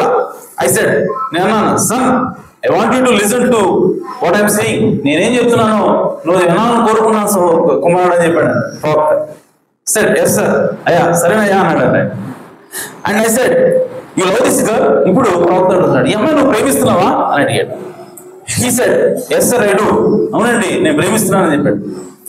ఐ సెడ్, నేను అన్నాను యూ లవ్ హిమ్, నువ్వు ప్రేమిస్తున్నావా అని ఆమెను అడిగాడు. అయితే ఎస్ సార్ ఐ డూ. ఆమె కూడా అవునండి నేను ప్రేమిస్తున్నా అని చెప్పింది. I said now have you got a place to take her after you marry. నువ్వు పెళ్లి చేసుకున్న తర్వాత ఆ అమ్మాయిని తీసుకెళ్ళడానికి నీకేమైనా ఉందా, ఇల్లు లాంటిది అని అడిగాడు. అడిగితే ఆ అబ్బాయి అన్నాడు ఎస్ సార్ అవునండి అన్నాడు. I said all right. అయితే I said I want to ask you something. నేను ఇంకోటి అడగాలనుకున్నాను. I understand you are working up here on this PWA. PWAలో నువ్వు పనిచేస్తున్నావు, మా సోదరుడితో పాటు అది నాకు తెలుసు. ఓకే, నువ్వు పనిచేస్తున్నావు. And he said yes sir. అప్పుడు ఆయన అన్నాడు అవునండి నేను చేస్తున్నాను, పని చేస్తున్నాను. That is about $12 a week. వారానికి $12 నాకు జీతం ఇస్తారని చెప్పాడంటే అబ్బాయి. Okay, I said you think you can make a living for her. $12 తోటి నువ్వు ఆమెను బతికించగలవు నువ్వు అనుకుంటున్నావా అని అడిగాడు. అదేనా ప్రవక్త, $12 ఆమెను బతికిస్తావు నువ్వు అని అడిగాడు. అడిగితే he said I will do all I can do. నేను చేయగలిగిన ప్రతిదీ కూడా ఆమెను బతికించుకోవడం చేస్తానని చెప్పాడు. Hallelujah. And I said well that is all right అన్నాడు ప్రవక్త. వెల్ మంచిది. And I said now what if he gets out of if he loses this job sister. ఇప్పుడు ఈ అమ్మాయి అడుగుతున్నాడు, సహోదరి, ఒకవేళ ఆ అబ్బాయి జాబ్ పోతే ఏంటి పరిస్థితి? ఈ అబ్బాయికి జాబ్ పోయిందనుకో ఏంటి పరిస్థితి? What are you going to do? నువ్వేం చేస్తావు? Going to run back up home to మామ పాప, తిరిగి మళ్ళా ఇంటికి వెళ్ళిపోతావా మీ అమ్మ నాన్న దగ్గరికి అని అడిగాడంట. అడిగితే షీ సెడ్ నో సార్, లేదండి, I'm going to stay with him, నేను ఆ అబ్బాయితోనే ఉంటానని చెప్తున్నాను. And I said what sir, ఏమయ్యా, if you have there 3 or 4 children, nothing to feed them and you haven't got any work, what are you going to do? Send her away. 2-3 పిల్లలు పుట్టారు, పెట్టడానికి వాళ్ళకి పోగొట్టడానికి డబ్బులు లేవు, అప్పుడు ఏం చేస్తావు నువ్వు? నీ పరిస్థితి ఏంది? ఆమె ఎంత పంపిస్తావా అని అడిగాడు. అయితే సెడ్ నో సార్, లేదండి, I will struggle right on, will make it some way, నేను ఇంకా ఎక్కువ కష్టపడతాను, ఏదో పోషించడానికి నేను ప్రయత్నం చేస్తానని చెప్పి ఆకలోడు చెప్పాడు. చెప్పగానే ఐ ఫెల్ట్ లిటిల్, సో నాకు బాగా అనిపించింది కొంచెం. Okay, and I seen that he really loved her. ఇప్పుడు ప్రవక్త అనిపించింది ఆ అబ్బాయి నిజంగా ఆమెని ప్రేమిస్తున్నాడు. Okay, and they loved one another, వాళ్ళు ఒకళ్ళొకళ్ళు నిజంగానే ప్రేమించుకుంటున్నారు అన్న విషయం ఆయనకి అర్థమైంది. ఐ మ్యారీడ్ దెమ్, నేను వారికి వివాహం చేశాను. ఆమేన్. సో ప్రవక్త ఎందుకు ఏదైనా చెప్తున్నాడు అంటే, వివాహం చేసుకోవడానికి ప్రధానమైనది ఏమిటి అంటే వాళ్ళకి ప్రేమ ఉండాలి, ఒకరి మీద ఒకరికి ప్రేమ ఉండాలి. డబ్బులు ఉన్నా ప్రేమించాలి, లేకపోయినా ప్రేమించాలి. ఆమేన్. సో తినడానికి తిండి ఉన్నా ప్రేమించాలి, తినడానికి లేకపోయినా ప్రేమించాలి. సో అంతిమంగా వాళ్ళిద్దరు కూడా కలిసి ఉండాలి. వాళ్ళిద్దరు అంతిమంగా ఒకటిగా ఉండాలి అంటే వాళ్ళ మధ్య ఏముండాలంటే డబ్బు కాదు కానీ ప్రేమ ఉండవలసినది. హల్లెలూయా. కాబట్టి భార్య భర్తలు నువ్వు నేను ఆ అమ్మాయిని పెళ్లి చేసుకోవాలని చెప్పి నువ్వు అనిపిస్తే, నువ్వు అనుకుంటే, నువ్వు ఖచ్చితంగా నువ్వు చెక్ చేసుకోవాల్సింది ఏంటంటే, ముందుగా నేను ఆ అమ్మాయిని పరిస్థితులకి అతీతంగా ప్రేమించగలుగుతానా లేదా? హల్లెలూయా. అర్థమైందా? పరిస్థితులకు అతీతంగా ప్రేమించగలుగుతాను. నాకు అనుకూలంగా ఉంటేనేమో ఉంటుంది నా దగ్గర, అనుకూలంగా లేకపోతే వెళ్ళిపోద్ది అన్నట్టు కాదు. ఆమేన్. పరిస్థితులు అనుకూలంగా లేకపోయినా సరే ఆమెతోనే జీవితాంతం ఉండగలిగేంత ప్రేమ లేకుంటేనే నువ్వు పెళ్లి చేసుకోవాలి. హల్లెలూయా. కాబట్టి మెయిన్ ఏంటంటే ప్రేమ ఉండాలని ప్రవక్త మాట్లాడుతూ ఉన్నాడు. హల్లెలూయా. అలాగే ఇంకొక ఉదాహరణ ఆయన చెప్తున్నాడు.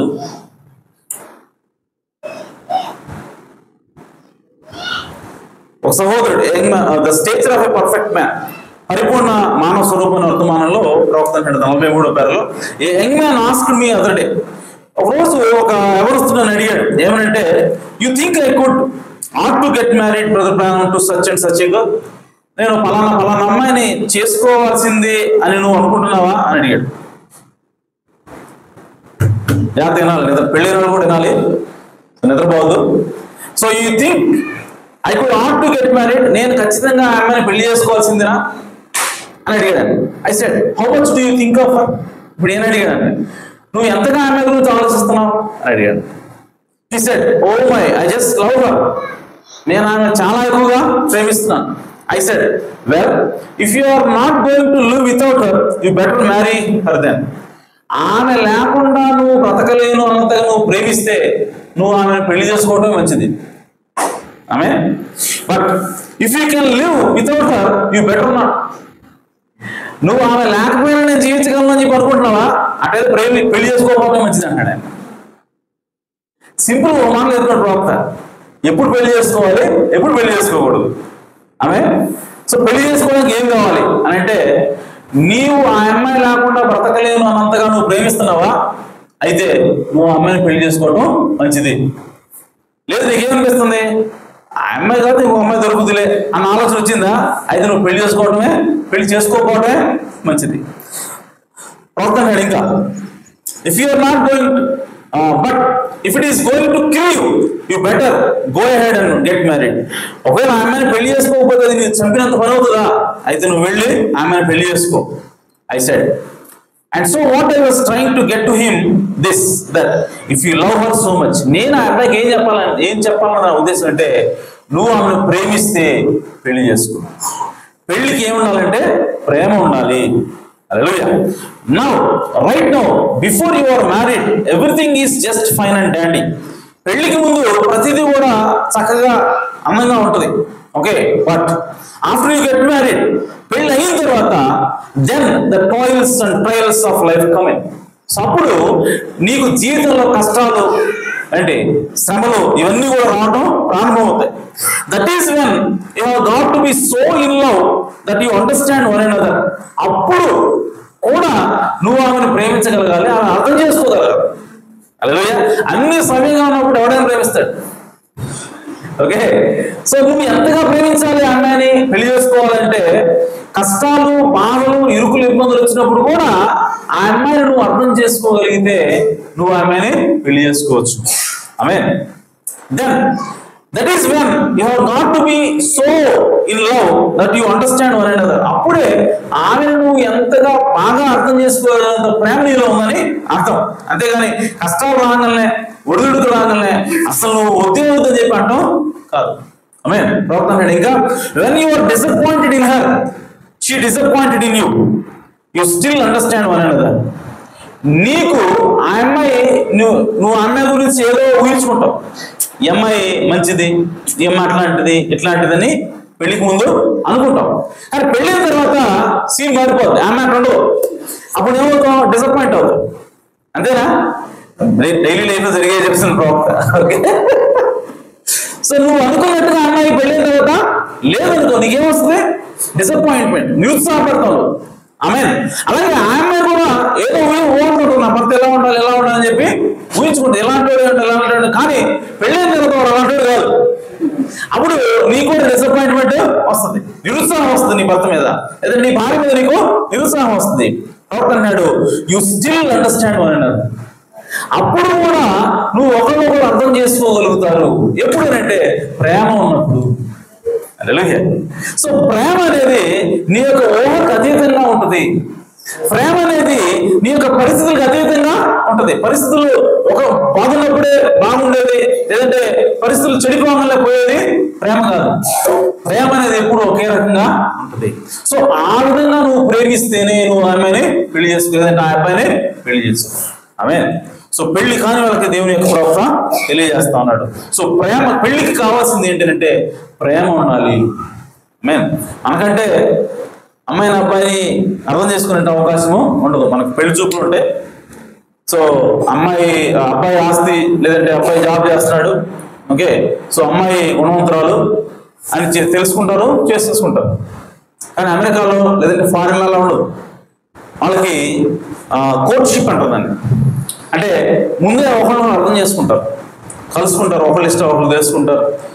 వాళ్ళంటే ఏంటి, వాడి బిహేవియర్ ఎలా ఉంటుంది, ఈ అమ్మాయి బిహేవియర్ ఎలా ఉంటుంది, ఇష్టాలు ఏంటి, ఇవన్నీ కూడా ముందే వాళ్ళు కలిసి స్నేహం చేసి తెలుసుకుని ఈ అమ్మాయికి ఖచ్చితంగా నేను ప్రేమిస్తున్నాను, ఈ అమ్మాయి లేకుండా బ్రతకలేను అని చెప్పి అంటేనే వాళ్ళిద్దరూ పెళ్లి దాకా వెళ్తారు.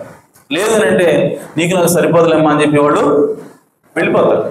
అయితే ఇక్కడ మనకు ఒక మిస్అండర్స్టాండింగ్, మిస్కాన్సెప్షన్ ఉంది. అదేంటంటే ఈ విధంగా కలిసి తిరగడం అనేది తిరిగినప్పుడు వాళ్ళు చెడిపోతారు, వాళ్ళు ఏదన్నా శారీరకంగా ఇంటిమేట్ అవుతారు అని చెప్పి మనం అనుకుంటాం. కానీ అక్కడ జరిగేది అది కాదు.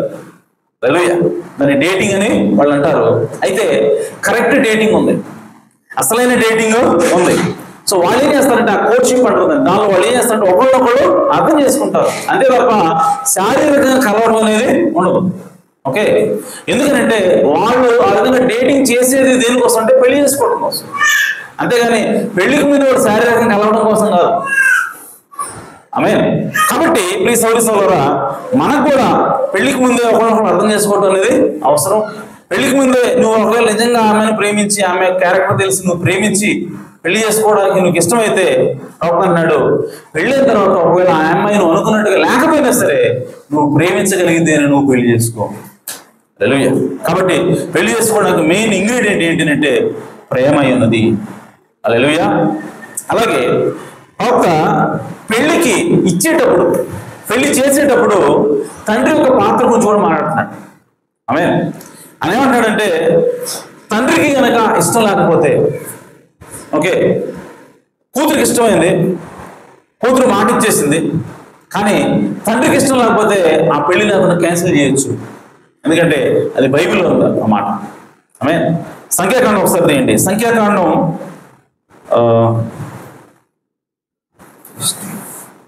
30వ అధ్యాయం.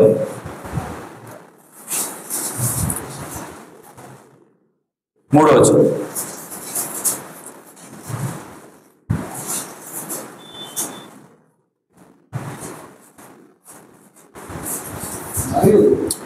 మరియు ఒక స్త్రీ బాల్యమున తన తండ్రి ఇంట నుండగా యెహోవాకు మొక్కుకొని భద్రాలైన ఎడల ఆమె తండ్రి ఆమె మొక్కుబడిని ఆమె కలుగు చేసుకున్న బాధ్యతను విని దాని గురించి ఓరకొని ఎడల ఆమె మొక్కుబడులన్నీ నిలుచును. ఆమె తాను భద్రాలను పెట్టుకుని ఒట్టు నిలుచును. ఆమె తండ్రి వినిన దినమున ఆక్షేపణ చేసిన ఎడల ఆమె మొక్కుబడుల ఏది ఆమె తన మీద పెట్టుకున్న బాధ్యతలు ఏది నిలువక పోను. ఆమె తండ్రి దానికి ఆక్షేపణ చేసిన కనుక యెహోవా ఆమెను క్షమించును. ఆమేన్. చూడండి, ఇక్కడ పెళ్లి కానంత వరకు కూడా బాధ్యత ఎవరిదంటే తండ్రిది. సో పెళ్లి కానంత వరకు ఆడపిల్ల తండ్రి యొక్క సంరక్షణలో ఉంటుంది, తండ్రి యొక్క శిరస్సు కింద ఉంటుంది. సో అప్పుడు ఆమె ఒకవేళ ఏదైనా మొక్కుబడి చేసుకున్నా, లేదంటే దేవుని సమక్షంలోనే సరే ఏదైనా ఒక నిబంధన చేసుకున్నా, అది ఎలాంటి నిబంధన సరే, వేరే పురుషుని పెళ్లి చేసుకుంటానని చెప్పినా అలాంటిది కూడా తండ్రికి ఇష్టమైతేనే అది నిలబడుతుంది. తండ్రికి కష్టమైంది ఒప్పుకోలేదు అనుకో, అది ఎంత మాత్రం కూడా నిలబడదు. దాన్ని క్యాన్సిల్ చేసి తీసుకురావచ్చు. అబ్బాయికి పెళ్లి చేసుకుంటానని ఆమె మాట ఇచ్చిన అబ్బాయి యొక్క ఆ యొక్క వాగ్దానాన్ని కూడా తండ్రి క్యాన్సిల్ చేసే అధికారం దేవుడు ఇచ్చాడు. ఎందుకు దాన్ని దేవుడు అంతగా ఇస్తా ఉన్నాడు, ఎందుకు అంత ఇస్తున్నాడు అంటే ప్రవక్త అన్నాడు, తండ్రి అంటే ఒక హెడ్షిప్ అనే దానికి అంత బాధ్యత ఉంటది. ఆమేన్. సో శిరసత్వానికి తండ్రికి అంత బాధ్యత ఉంటుంది. అయితే తండ్రి ఇప్పుడు పెళ్లి చేయాల్సి వచ్చినప్పుడు తండ్రి దాని గురించి ఖచ్చితంగా ఆలోచించాల్సిన అవసరం ఉంది. తన కూతుర్ని ఎవరికి ఇవ్వాలి, ఎలాంటి వాళ్ళకి ఇవ్వాలి, ఎక్కడ ఇవ్వాలి అన్నది ఖచ్చితంగా తండ్రి ఆలోచించాల్సిన బాధ్యత తండ్రికి ఉన్నది. అయితే ఎందుకు ఇస్తున్నావు తండ్రి? ఇప్పుడు పెళ్లి చేసేటప్పుడు అండర్స్టాండింగ్ క్లారిటీ లేనప్పుడు, ఎందుకు ఇస్తున్నావు క్లారిటీ లేనప్పుడు, నువ్వు ఎందుకు పెళ్లి చేయాలనుకుంటున్నావు అని అంటే బాధ్యత తీర్చుకోవాలయా అని కొంతమంది. అందరికి పెళ్లిళ్ళు అయిపోయినాయి కదా, ఈ అమ్మాయి కూడా పెళ్లి చేస్తే ఒక బాధ్యత అయిపోద్దని కొంతమంది. అంటే కేవలం బాధ్యత తీసుకోవడానికి నువ్వు పెళ్లి చేస్తున్నావా, లేదంటే మంచి సంబంధం వచ్చింది కాబట్టి పెళ్లి చేశానని పెళ్లి చేస్తున్నావా? అది కాదు. దేవుడు ఎక్కడ స్పెసిఫిక్గా పట్టుకుంటాడంటే, నీవు నీ దగ్గర నుంచి, నీ కింద నుంచి ఇప్పుడు నీ కూతుర్ని ఇంకొకరి కిందకి పంపిస్తున్నావు. పెళ్ళంటే ఏంటి? పెళ్ళంటే ఆస్తుల్ని ఆత్మసంపాదన చేసేది కాదు. పెళ్ళంటే ఒక శిరస్సు కింద నుంచి ఇంకొక శిరస్సు కిందకి వెళ్ళడం. హల్లెలూయా. సో దానిలో తండ్రికి బాధ్యత ఇచ్చాడు దేవుడు, తండ్రికి ఒక హక్కు ఇచ్చాడు. ఏమిటంటే నీకు ఇష్టమైతే ఆ పెళ్లిని క్యాన్సిల్ చేయొచ్చు, లేదంటే నిలబొచ్చు అని. ఎందుకు ఇస్తున్నాడు దేవుడు తన తండ్రికి అంత హక్కు అంటే, పెళ్లి అంటే ఒక శిరస్సు కింద నుంచి ఇంకొక శిరస్సు కిందకి పంపించడం. ఆమేన్. సో ఇప్పుడు తండ్రి దేని గురించి ఆలోచించాలంటే, నా శిరస్సు కింద ఉన్నప్పుడు నేను వాక్యానుసారంగా నా కూతుర్ని పెంచాను, సో వాక్యం ఆమెని నడిపించాను. ఇప్పుడు వేరే వాడి చేతిలో పెట్టాలని అంటే, ఇంకొక పురుషుడి చేతిలో పెట్టాలంటే అతడు కూడా వాక్యానుసారంగా నడిపిస్తాడా లేదా, వాక్యానుసారంగా అతను జీవిస్తాడా లేదా, వాక్యానుసారంగా నా కూతుర్ని అతను ఏలగలడా లేదా అన్న విషయాన్ని నువ్వు ఆలోచించాలి తప్ప. ఆమె నీవు కేవలం బాధ్యత తెచ్చుకోవడానికో, లేదంటే సంబంధం బాగుందని పెళ్లి చేయడమో కాదు. అందుకోసమే దేవుడు ఆ అధికారాన్ని తండ్రికి ఇచ్చాడు. హల్లెలూయా. కాబట్టి పెళ్లి చేసేటప్పుడు ఖచ్చితంగా తండ్రులు కూడా ఈ విషయాన్ని గుర్తించాలి. నువ్వు ఎవరికి నీ బిడ్డని ఇస్తున్నావు? ఆమె ఎలాంటి బిడ్డని పర్వాలేదు, డబ్బులను కాబట్టి ఇస్తున్నావా? కాదు. ఎందుకంటే నువ్వు ఏం ట్రాన్స్ఫర్ చేస్తున్నావు అంటే దేవుడు నీకు ఇచ్చిన హక్కును నువ్వు ట్రాన్స్ఫర్ చేస్తున్నావు.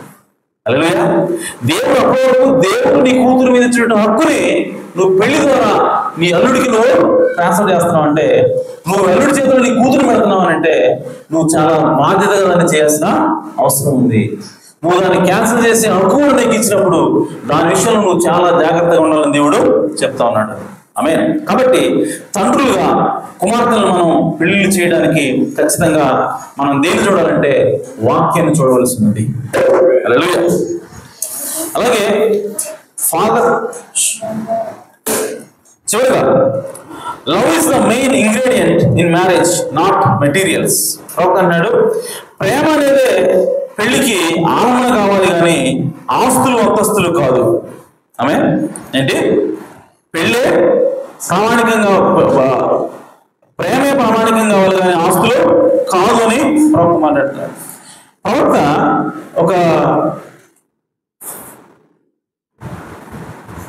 ప్రవక్త తన జీవితంలో జరిగినటువంటి తన పెళ్లి గురించి మాట్లాడుతున్నాడు. Okay, here we have no continuing city. ఇక్కడ మనకు నిలవరమైన పట్టణం లేదు అనే వర్తమానంలో ప్రవక్త ఆయన గురించి చెప్తున్నాడు. ఆయన ఏమంటాడంటే, వి గాట్ మ్యారీడ్, మాకు వివాహమైంది. We didn't have nothing to start housekeeping on. మాకు హౌస్ అంటే సరైనటువంటి ఇల్లు మాకు లేదు మేము పెళ్లి చేసుకునేటప్పుడు. ఓన్లీ థింగ్ వీ హ్యాడ్, మాకున్నదంతా, I tell you what we had, మీకు చెప్తాను నాకేముందో. Little old place where I rented, నాకు ఒక రెంట్ తీసుకుని ఇల్లు ఉంది, స్థలం ఉంది. My rent cost me $4 a month, నెలకి $4 ఖర్చు అవుతుంది మాకు రెంట్కి. And I went into a little old place there and somebody give us an old fashion folding bed. ఎవరో మాకు మడత మంచం ఇచ్చారండి ఆయనకి. సో ఆ మడత మంచం ఒకటి ఉంది మాకు. ఎప్పుడు ఆయనకి వెళ్ళినప్పుడు, ప్రవక్త వెళ్ళినప్పుడు. You remember that old folding bed? మీకు గుర్తుందా అలాంటి old folding bed?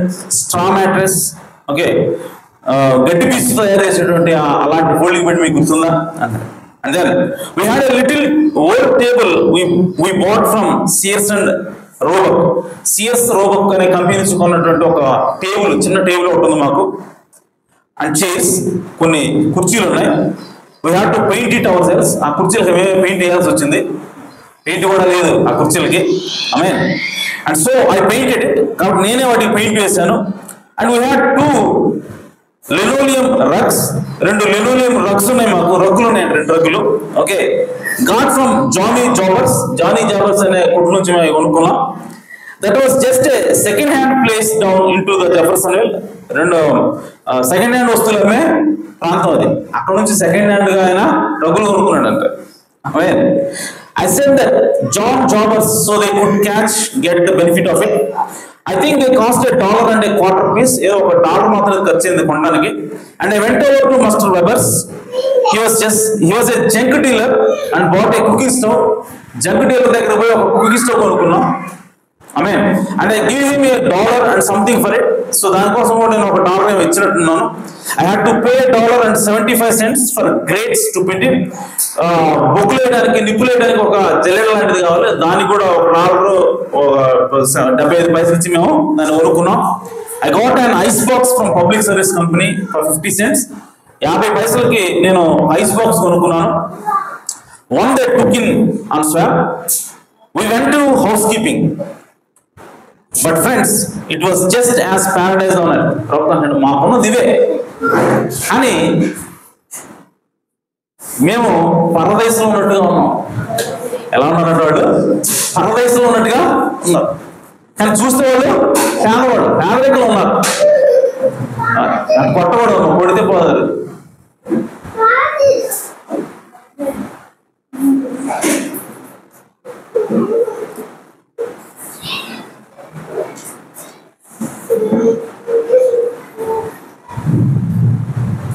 We had each other. మేము ఒకరికొకరు ఉన్నాం. ఆమెకి నేను, నాకు ఆమె. I would become converted in that time. నేను become a minister. నేను మార్పు చెందినప్పుడు ఒక సేవకుడిగా ఉన్నాను. అప్పుడు నేను అప్పుడు బోధిస్తూ ఉన్నాను. And I loved the Lord with all my heart. నా హృదయంతో ప్రభువుని నేను ప్రేమించాను. And we loved one another. అలాగే మేము ఒకరినొకరు ప్రేమించుకున్నాం. And that's all we cared for. మాకు కావాల్సిన అంతా అదే మేము అనుకున్నాం. ఆమేన్. ప్రవక్త మనం పెళ్లి చేసుకున్నప్పుడు ఉన్న పరిస్థితి. సో ఆయనకి ఉండడానికి సరైన ఇల్లు లేదు. ఓకే, సో సరైనటువంటి వస్తువులు లేవు. అయినా సరే ఆయన పెళ్లి చేసుకున్నాడు. ఆయన అంటాడు, మాకు వస్తువులు లేకపోయినా ఒకరి మీద ఒకరికి ప్రేమ ఉంది అంటాడు. హల్లెలూయా. కాబట్టి వివాహం చేసుకోవడానికి ఖచ్చితంగా ఉండాల్సింది ఏంటంటే ప్రేమ అయినది. పరిస్థితులకి అతీతంగా నువ్వు ప్రేమించగలగాలా. ఆమేన్. అలాగే ఇంకొక ఇద్దరికి ఆయన పెళ్లి చేశాడంట. ఓకే, చదివేది. Okay, right. కాబట్టి మెయిన్ ఉండాల్సింది ఏంటంటే భార్య భర్తల మధ్య ప్రేమ ఉండాలి. ఆమేన్. కాబట్టి మీ సోదరి సోదరులారా, ఈరోజు ప్రేమ లేకపోవడం వల్లనే మేము విడిపోతాం. మా విడాకులు ఇవ్వండి అన్న మాటలు ఎందుకు వస్తున్నాయనంటే ప్రేమ లేకపోవడం. ప్రేమ ఒక్కటి ఉంటే మిగతా ఏది లేకపోయినా సరే వాళ్ళిద్దరు కూడా కలిసి ఉండగలుగుతారు. ఆమేన్. అయితే ఈరోజు పెళ్ళి వాక్యంలో ఉన్నటువంటి మనం ఏం చేయాలి అని అంటే మనం ఖచ్చితంగా కలిసి ఉండడానికే ప్రయత్నం చేయాలి. విడిపోవడానికి ఎంత మాత్రం కూడా మాట్లాడకూడదు. మొన్న రీసెంట్ గా అమ్మాయి విషయంలో మాట్లాడుతున్నప్పుడు మేము విడాకులు తీసుకుంటాం, విడిపోతాం, వదిలేస్తాం ఈ మాటలు విన్నప్పుడు నేను చాలా బాధపడ్డాను. కారణం ఏంటంటే విడిపోవడం అనేది దేవునికి అసహ్యమైనటువంటి కార్యము. విడిపోవడానికి కాదు పెళ్లి చేసుకుంది. దేవుడు వివాహాన్ని ఇచ్చింది దేనికోసం అంటే ఇద్దరు కూడా భార్యాభర్తలు ఏకంగా ఉండడానికి ఇచ్చాడు తప్ప విడిపోవడానికే కాదు. కాబట్టి భార్యాభర్తలు పెళ్లి చేసుకునేది దేనికంటే కలిసి ఉండడానికి, ఒకటిగా ఉండడానికి. ఇది ఎవరిది? ఈ మాట ఎవరు చెప్తున్నారంటే ఒక మనుషుడు కాదు కానీ దేవుడే స్వయంగా చెప్తున్నాడు. హల్లెలూయా. కాబట్టి వివాహానికి వెనక ఉద్దేశం ఏంటంటే భార్యాభర్తలు కూడా ఏకంగా ఉండాలి. భార్యాభర్తల మీద ఇద్దరు కూడా ఎన్ని తగాదాలు వచ్చినా, ఎన్ని పరిస్థితులు వచ్చినా, ఎన్ని విపత్కర పరిస్థితులు వచ్చినా వాళ్ళు ఎల్లప్పుడూ కూడా ఒక్కటిగా ఉండాలన్నది దేవుని ఆలోచన. హల్లెలూయా. కాబట్టి నా ప్రియ సహోదరి సహోదరులారా, యవ్వనస్తులారా, మీకు దేవుని సేవకుడుగా నేను చెప్పేది ఏంటంటే ఎన్ని కష్టాలు వచ్చినా, ఎన్ని బాధలు వచ్చినా మీ వివాహ సంబంధంలో మీరు ఖచ్చితంగా కలిసి ఉండాల్సిందే. కలిసి ఉండండి. అప్పుడు మీరు ఏం నెరవేరుస్తున్నారంటే దేవుని చిత్తాన్ని నెరవేరుస్తున్నారు. ఆమేన్. సో మీ చిత్తాన్ని నెరవేరిస్తే మీరు విడిపోతారు, కానీ దేవుని చిత్తాన్ని నెరవేరిస్తే మీరు కలిసి ఉంటారు. ఆమేన్. దేవుడు మీ మధ్యలో ఉంటాడు. మీ కుటుంబంలో ఏదైనా కలతలు వచ్చినా సరే, ఏదైనా ఇబ్బందులు వచ్చినా సరే వాటిని కరెక్ట్ చేసే బాధ్యత దేవుడు తీసుకుంటాడు. హల్లెలూయా. కాబట్టి ఆ విధంగా దేవుడు ఎందుకు వివాహాన్ని ఏర్పాటు చేశాడంటే కలిసి ఉండడం కోసం ఏర్పాటు చేశాడు. ఎందుకంటే భార్యాభర్తలిద్దరు కూడా ఏక శరీరమైనారు. వాళ్ళిద్దరు వేరు వేరు కాదు, ఏక శరీరమైనారు. ఈ సత్యాన్ని గ్రహిస్తే నువ్వు ఇంకెంత మాత్రం కూడా నేను విడిపోతాను, కలిసి ఉండను అన్న మాట నువ్వు మాట్లాడు. ఇందుకోసమే ఈ ఫ్యామిలీ కూడా మనకి అవసరం. అందరూ కలిసి రండి అని నేను చెప్పాను. అందరూ వస్తే ఇంకా బాగుండేది. ఆమేన్. కాబట్టి సోదరా, వివాహం అనుకున్నటువంటి ఉద్దేశం ఏంటి అంటే క్రీస్తు సంఘం ఏ విధంగా ఒకటే ఉన్నారో భార్యాభర్తలిద్దరు కూడా ఏకమై ఉన్నారు. వాళ్ళిద్దరు వేరు వేరు కాదు. వాళ్ళు కలిసి ఉండడం కోసమే వివాహం చేస్తున్నాడు దేవుడు. కాబట్టి కలిసి ఉండటమే దేవుని చిత్తమైనది. ఆమేన్. దేవుడి మాట దీవించుగాక, దేవుడిని సమృద్ధిగా ఆశీర్వదించుగాక. సమయంలో సమయం తీసుకుంటారు. ప్రార్థనతో కోరికలు ముగించుకుందాం. మళ్ళీ సాయంత్రం 7 గంటలకి కూటం ప్రారంభమవుతుంది. ఖచ్చితంగా ప్రార్థించండి. ప్రార్థన పూర్వకంగా సాయంకాలం కూడా రావాల్సిందిగా మనవి చేస్తాను.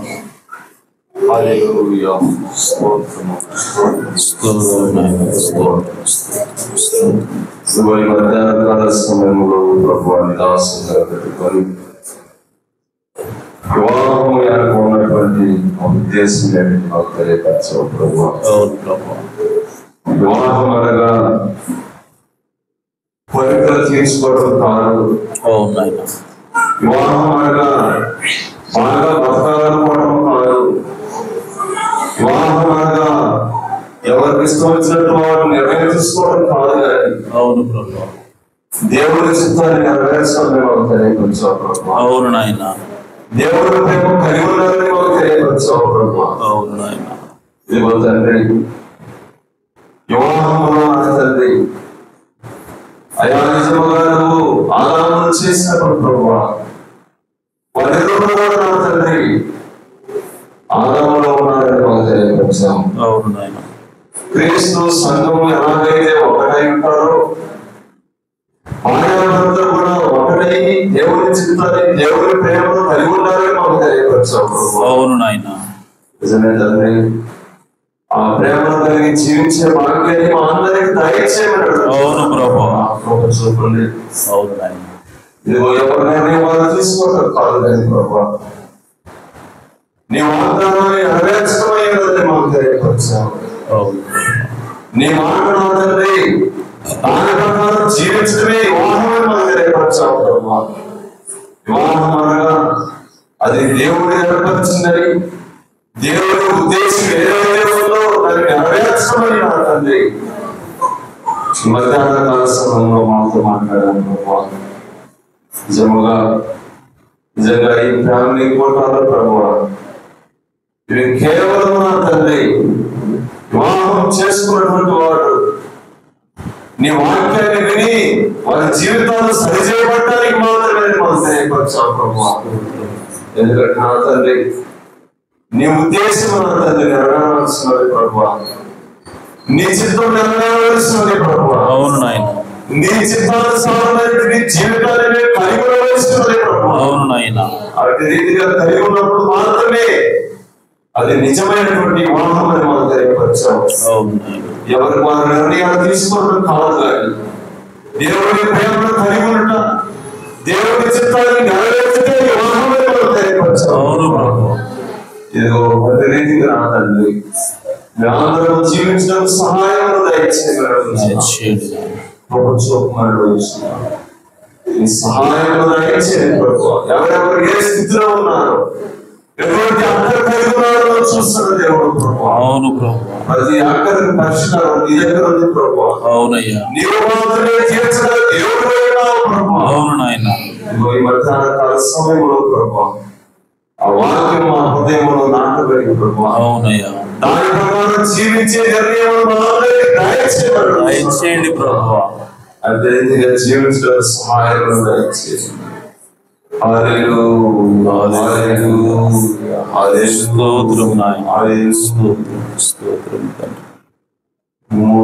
ముద్రించావు నన్ను నీ ఆత్మచేత విమోచన దినం వరకు. ముద్రించావు నన్ను నీ ఆత్మచేత విమోచన దినం వరకు. యేసయ్యా యేసయ్యా యేసయ్యా యేసయ్యా యేసయ్యా యేసయ్యా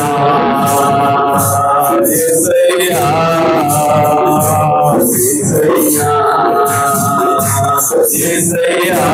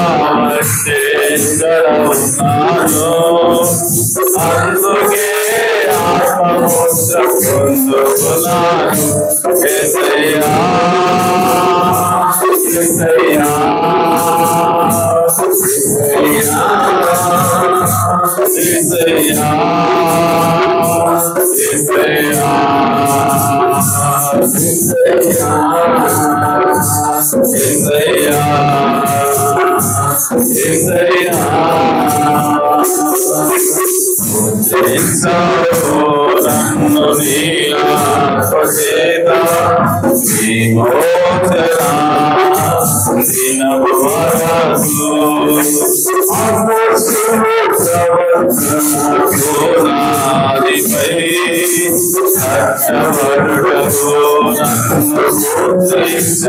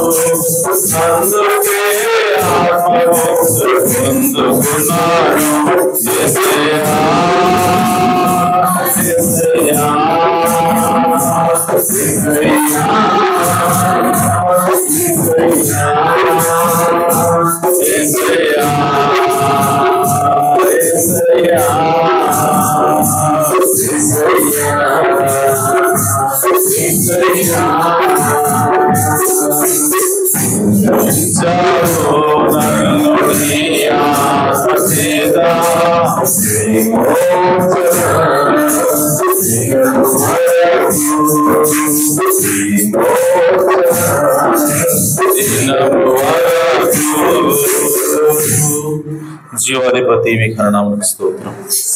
నిజంగా క్రీస్తు అలాగే ఆయన సంఘం ఏ విధంగా ఆయన ఒకటిగా ఉన్నారో, వివాహం ద్వారా ఏ విధంగా ఒక్కటవుతున్నారు ప్రభువా, ఏ విధంగా క్రీస్తులో నుంచి అయా అతని వధువు తీయబడిందో, అయా ఏ విధంగా క్రీస్తు వాక్యంగా ఉన్నాడు కనుక వధువు కూడా వాక్యంగా ఉండును, ఆ విధంగా భార్యాభర్తలు ఇద్దరు కూడా ఏకముగా ఉండాలని మాతో మాట్లాడవుతుంది. అయా వివాహము దేని కొరకనంటే విడిపోవడానికి కాదు, కానీ అయా భార్యాభర్తలు ఇద్దరు కూడా ఏకంగా ఉండడం కోసమే వివాహాన్ని దేవుడు నిర్ణయించాడని మాతో మాట్లాడావు ప్రభువా. ఈరోజు నాయన వివాహం వెనకాలన్నటువంటి ఉద్దేశాన్ని ప్రభువా, క్రీస్తు యొక్క అయా తండ్రి చిత్తాన్ని ప్రభువా మాకు తెలియజేసినందుకే స్తోత్రం తండ్రి. అయా మా వివాహ బంధాల్లో అయా మేము నాయన విడిపోకుండా, అయా అతని విడాకుల కోసం కొట్టుకోకుండా, ఒకరి లోపాలను ఒకరు ఎత్తి చూపుకోకుండా ప్రభువా కలిసి ఉండే భాగ్యాన్ని దయచేయండి. తద్వారా నా తండ్రి మా కుటుంబాల్లో అయా నా తండ్రి ఒక పరదేశ అనుభవాన్ని మేము పొందడానికి సహాయం చేయండి. భార్యాభర్తల ఇద్దరి మధ్య అయా ప్రేమను పెంపొందించమని ప్రార్థిస్తున్నాను. తద్వారా వారిరువురు కూడా అయా నా తండ్రి ఏక శరీరముగా ఉందురుగాక ప్రభువా. అయా బిడ్డలు అయా నా తండ్రి ఇబ్బంది పడకుండా ప్రభువా, అయా నా తండ్రి కుటుంబం కలిసి ఉన్నప్పుడే అయా నా తండ్రి సంతోషం ఉంటుంది. కుటుంబం కలిసినప్పుడే పిల్లలు ఆయన మానసికంగా ఎదగలుగుతారు ప్రభువా. అంతా కూడా సవ్యంగా ఉంటుంది ప్రభువా. కనుక తండ్రి ఇదిగో నాయన ఈ చింతపల్లి సంఘంలో ఉన్నటువంటి ప్రతి కుటుంబంలో అయా మీరు ఉండాలి ప్రభువా, అయా మీరు రావాలి ప్రభువా. అయా మీ ప్రేమ చేత అయా భార్యాభర్తల బంధాన్ని బలపరచమని ప్రార్థిస్తున్నాను తండ్రి. అయా ఇదిగో నా తండ్రి మా చిత్తాన్ని మా సొంత చిత్తాలు నెరవేర్చుకోవడానికి, అయా నా తండ్రి మా యొక్క సొంత ఇష్టాలను నెరవేర్చుకోవడానికి అయా మేము చూడకూడదు, కానీ ఇదిగో తండ్రి ఇద్దరం కూడా కలిసి, భార్యాభర్తలు ఇద్దరు కలిసి ప్రభువా దేవుడి చిత్తాన్ని దేవుడి ఇష్టాన్ని నెరవేర్చడానికి అయా వారు కలిసి ఉండడానికి సహాయం చేయండి. ఆ విధమైనటువంటి ఏకత్వాన్ని ప్రభువా అయా భార్యాభర్తల మీద కలిగించమని ప్రార్థిస్తున్నాను. అందుకొరకు నాయన ఈ కూటాలు ఉపయోగించబడినట్లుగా సహాయం చేయండి ప్రభువా. ఇప్పటి వరకు విత్తబడిన వాక్యం మీరు దీవించండి అయా, మా హృదయాల్లో నీరు కట్టండి, వాటిని నూరంతలుగా ఫలింపును దయచేయండి ప్రభువా. విన్న మాట ప్రకారముగా వాక్యం ప్రకారంగా జీవించేటువంటి భాగ్యాన్ని మాకు దయచేయండి. మీ ఆత్మ సహాయం మాకు అనుగ్రహించండి. ఇంటికి వెళ్ళాక ప్రభువా ఈ వాక్యం నెరవేర్చుకోవడానికి మాకు సహాయం చేయండి. ఆ వాక్యానుసారంగా జీవించే కృపను దయచేయమని ప్రభువా కూడొచ్చిన ప్రతి ఒక్కరిని కూడా మీరు దీవించండి నాయన. అయ్యా మీ ప్రేమతో ప్రభువా వారి యొక్క కుటుంబాలను నింపండి ప్రభువా. తద్వారా వారిని నాన్న ఏక తాటి మీద నిలబెట్టమని, కుటుంబాలను కట్టమని ప్రార్థిస్తున్నాను తండ్రి. సహాయం చేయండి. ఈ సమయంలో ప్రభువా మరి సాయంకాలం జరగబోయే కూటాన్ని కూడా అయా నా తండ్రి మీ సహాయం అనుగ్రహించండి ప్రభువా. అయా సమకూర్చండి ప్రభువా. బిడ్డలను ఆయన ఆసక్తిని కలిగించండి ప్రభువా. అయా నా తండ్రి పెద్దలు గడ వచ్చి ప్రభువా అయా నా తండ్రి మీ సన్నిధిలో కూర్చొని అయా మీ మాటలు వినడానికి ప్రభువా అయా నా తండ్రి ఆసక్తిని దయచేయమని ప్రార్థిస్తున్నాను. సాయంకాలం కూటాన్ని మీ చేతులు సమర్పిస్తున్నాం ప్రభువా. అయా మీరే ఎవరైనా రండి, రంగం మీదకి రండి, మీరే మాట్లాడండి ప్రభువా. మమ్మల్ని దీవించమని, ఆశీర్వదించమని, అయా కృప చూపమని మా ప్రభువును రక్షకుడు నాయన యేసుక్రీస్తు నామములో ప్రార్థించడి వేడుకుంటున్నాను పరమ తండ్రి. ఆమేన్. మన ప్రభువైన యేసుక్రీస్తు వారి కృపా సమాధానం సకల